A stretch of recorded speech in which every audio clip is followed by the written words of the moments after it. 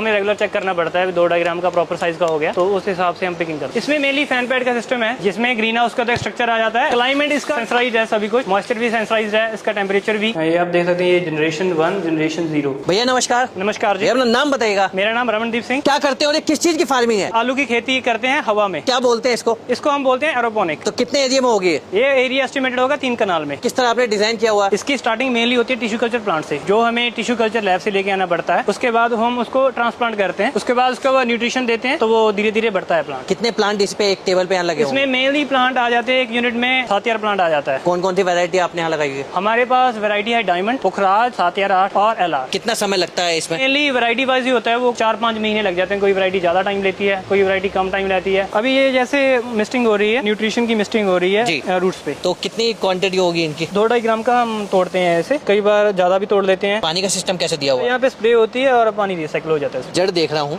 इनका भी कुछ रोल होता है? फीड में रोल करती हैं सॉइल न्यूट्रिशन लेने के लिए, वैसे इनका भी रोल है। ये एक प्लांट हमारे को कितने आलू दे देता मेनली होगा? एक यूनिट की प्रोडक्शन एस्टिमेट होती है 5 लाख मिनट ऊपर की। हमारे पास डबल यूनिट है तो 10 लाख मिनट ऊपर आप मान। क्या टेम्परेचर रहता है और अंदर का टेम्परेचर क्या रहता है इसमें? इसमें मेनली टेम्परेचर ग्रीन हाउस का रहता है 28 डिग्री। फ्रूट्स का तो कम ही रहना चाहिए, तो वो 18 के नीचे नीचे रहना चाहिए। इस वाली में और ओपन फार्मिंग में क्या फर्क होता है? थोड़ा सा इंसेक्ट पेस्ट का कम होता है क्योंकि कंट्रोल कंडीशंस है। टेम्परेचर को कंट्रोल कर सकते हैं, बाहर नहीं कंट्रोल कर सकते। ये जनरेशन G0 है जो सीड के मुकाबले में है। जैसे लैब में सीड प्रोड्यूस करता है वैसे ही हम इसे प्रोड्यूस कर रहे हैं। लगाई से लेकर के इसकी हार्वेस्टिंग तक किन किन चीजों का हमें ध्यान रखना पड़ता है? बार बार देखना पड़ता है उठा के, मतलब स्टोलन बन रहे हैं क्योंकि जो लगते हैं ना वो स्टोलन पे ही लगते हैं। कितने टाइम में ये आपको दिखने शुरू हो जाते हैं? 1 महीने बाद प्रोडक्शन देने लग जाते हैं। अभी तो क्रॉप 5 महीने की हो गई है एस्टिमेटेड, क्यों अभी तो क्रॉप का लास्ट स्टेज है, तो इसीलिए वो जड़ें भी आप देख रहे होंगे कैसे हो रखी हैं। कौन से सीजन की फार्मिंग होती है? ये मेनली नवंबर में हमने लगाया हुआ है क्रॉप को। पोटैटो सर्दी की क्रॉप है ना, तो इनको थोड़ा और बढ़ने देंगे या फिर नहीं? ये प्रॉपर साइज है इसका तोड़ने का, 2-2.5 ग्राम का जी। कितने समय बाद आप इसकी हार्वेस्टिंग करते हैं? इसकी मेनली पिकिंग 2-3 दिन बाद हो जाती है। हाथों के द्वारा या फिर अलग कुछ? जी, हमें सैनिटाइज करके ग्लव्स पहन के पूरा फिर इसकी पिकिंग करते हैं। मेनली हम मल्टीपर्पज चेंबर में खड़े हुए हैं अभी। यहाँ पे हम ग्रीनिंग भी करते हैं, क्रॉप को फीड में लगाने से पहले चिडिंग भी करते हैं। पिक किए हुए हैं, इसको ट्रीट करके वेस्टर्न से, उसके बाद इसे लाइट में रख देंगे। तो उसके बाद ये ऐसे